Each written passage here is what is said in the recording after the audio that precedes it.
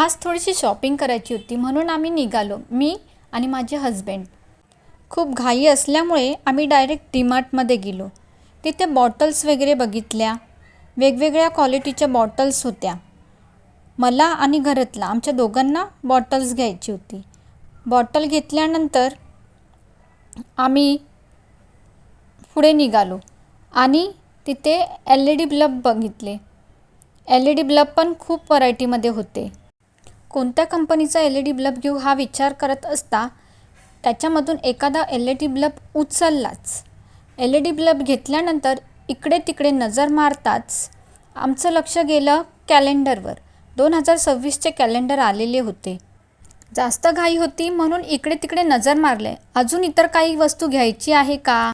पण घाई असल्या कारणामुळे ठराविकच वस्तू आम्ही घेतल्या आणि निघालो. तर बघा आम्ही काय काय घेतलं.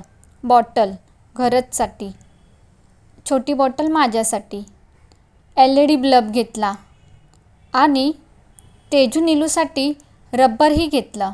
आणि एवढ्या वस्तू घेतल्यानंतर हातात आलं बिल. ऑफकोर्सली वस्तू घेतल्यानंतर बिल तर पेल करावंच लागल.